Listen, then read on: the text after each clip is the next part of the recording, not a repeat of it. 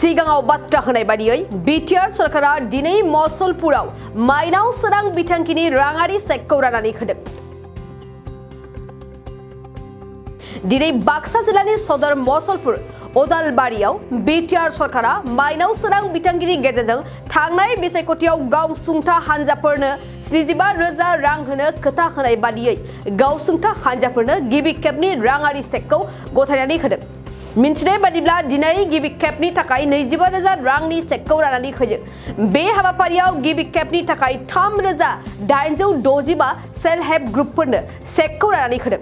बिटिआरनि गाहाय खुंगिरि प्रमद बर'आ हाबाफारियाव बाहागो लानानै बिटिआर सरकारनि आथिखालाव मावबोनाय आरो मावनो लानाय बिथांखिफोरनि सायाव गुवारै फोरमायथिना होयो।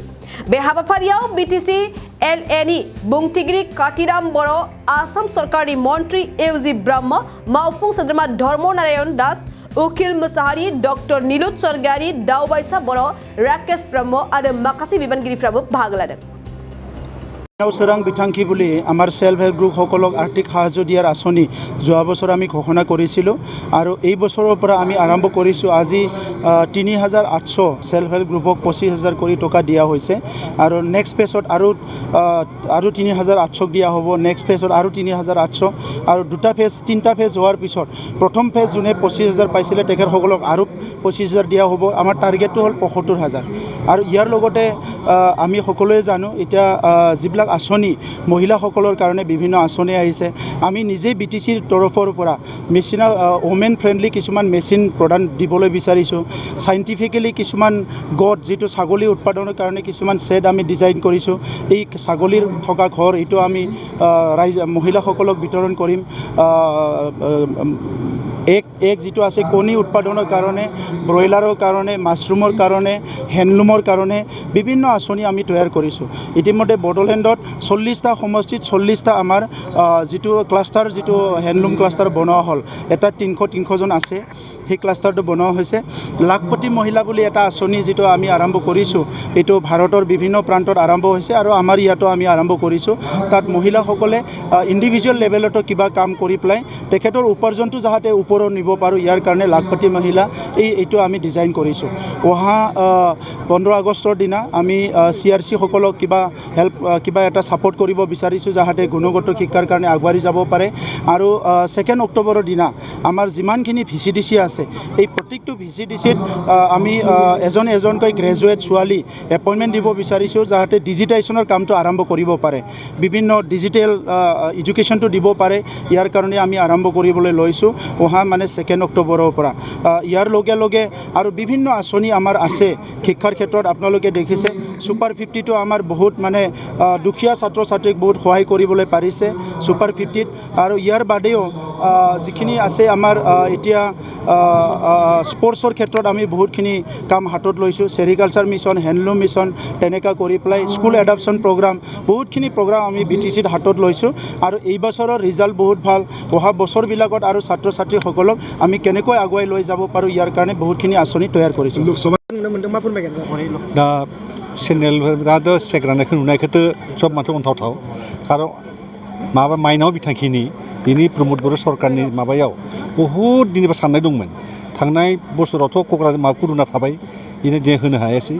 এই बोसोरनिफ्राय जोंहा प्रग्राम लादो कमप्लिट एसियाव जों रायज्लायनानै मोजांहाय प्रमद सारनि नेतृत्वआव जा 25,000 फैसा होनायखौ सावरायदोंमोन।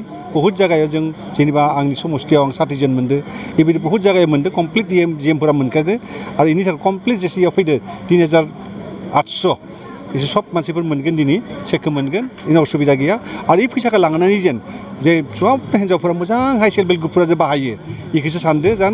खारन फैसाया मोनब्ला जे बाहायनो रोङाब्ला फैसाखौ जानानै गारबोलाथ' खुनु लाब गैया। खारन 25,000 फैसाजों 25 लाख खामायनो हायो, एकदम गेरेन्टिखा। खारन इसोर रोंखाया जुदि मोजांहाय साननानै जुदि खामानिखौ मावना लायोब्ला कुनु असुबिदा गैखाया। 25 लाख 25,000नि फैसायाव जुदि अमा बायनानै बा बोरमा बायनानै जि फिसियोबा 8 मास गेजेरावनो 25निफ्राय 50 लाख खामायनो हायो।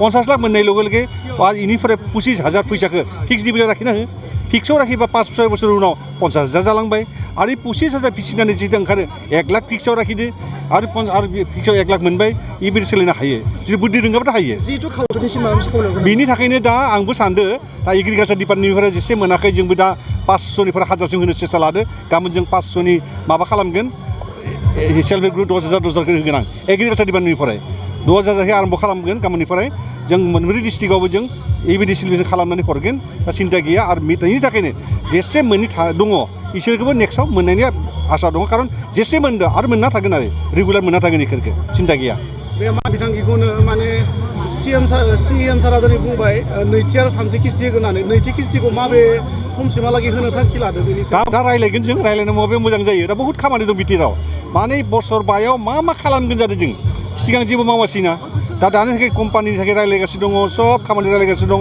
जों भबिष्यतआव जेबो अन्धकार जाखाया मोजां खामानिखौ मावनायनि सेस्था लागासिनो दं जों परिबर्तन नायदोंमोन परिबर्तन खालामगासिनो दङ दा जेसे दा बुंनाय बिसा चिफ सारा माबा लेक्साराव बुंबायनो पुरा बाथ्राखौ बुंबाय भिजिटि अफिसनिफ्राय आरम्भ खालाम स्कुल कलेजनि जिखुनु गथ'फोरनि जेसे हेल्प खालामगासिनो दङ बेखौ रावबो मिथियाखै मिथिनो नांगौ खारन निजिनि गथ'जों 85% बा 80 मोनदोंबा IPS अफिसार जानो हायो ACS जानो हायो इन्जिनियार जानो हायो बा बहुत अफिसार जानायनि ट्रेनिं होनो हायो जों फ्रियाव ट्रेनिं होगासिनो दङ जानाय लोंनाय थानायखौबो जों होगासिनो दङ बिटिआर सरकारा जे इखौ जुदि मावना लानो हायोबा मा जागोन न'आव उन्दुना थाबाथ' जाया जों इखौबो सानदों एग्रिकालचाराव बेसे मोजां सेल्फ हेल्प ग्रुपनि थाखाय फैयो माइरं गुन्दै खालामनाय हालदै गुन्दै खालामनाय थाव दिहुननाय मेचिन फैयो फिसा मिन्थि फैयो सेल्फ हेल्प ग्रुपआ लांनानै जे इखौ जुदि बाहायोबा मोनसे ग्रुपआ मोजां सोलायनो हानाय कन्डिसन दङ आरो मोनसे परियालखौ फिसिनाय कन्डिसन दङ खिन्थु इखौ खालामनो लुगैया न'निफ्राय ओंखारनो लुगैया मानसिफोरा न'आवनो थायो जाना थायो संना थायो उन्दुना थायो बेनोल' खामानिया ओंखायनो फैथोसै जि दं लांनो खामानि मावदो इखौ जों फोरमायो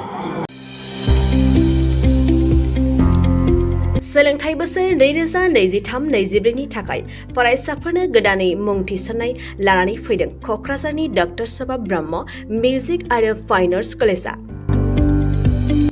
क'क्राझार सहरजों नांजाबनाय हाब्रुबारियाव थानाय बिटिआरनि गंसेल' डक्टर सभा ब्रह्म मिउजिक आरो फाइन आर्ट्स सरकारि कलेजाव दायो फरायसाफोरनि गोदानै मुं थिसननाया अनलाइननि गेजेरजों सोलिगासिनो फरायसाफोरा क'क्राझार मिउजिक एन्ड फाइन आर्ट्स.in वेबसाइटआव थांनानै मुंखौ थिसननो हागोन 12 थाखो उद्रिसारनाय फरायसाफोरा bachelor of fine arts bachelor of music आयदानि थाखाय मुं थिसननो हागोन बे सरकारि कलेजाव मोजां सोलोंथाइजों लोगोसेयैनो हौवासा हिन्जावसाफोरनि थाखाय आलादायै हस्टेलनि खाबुबो दं गोसो गोनां फरायसाफोरा क'क्राझारनि डक्टर सभा ब्रह्म मिउजिक आरो फाइन आर्ट्स सरकारि कलेजाव गोदानै मुं थिसन्नोब्ला नैबे मबाइल नम्बर 9085292451 आरो 93654912557 आव थोंजों सुलाद लानो हागोन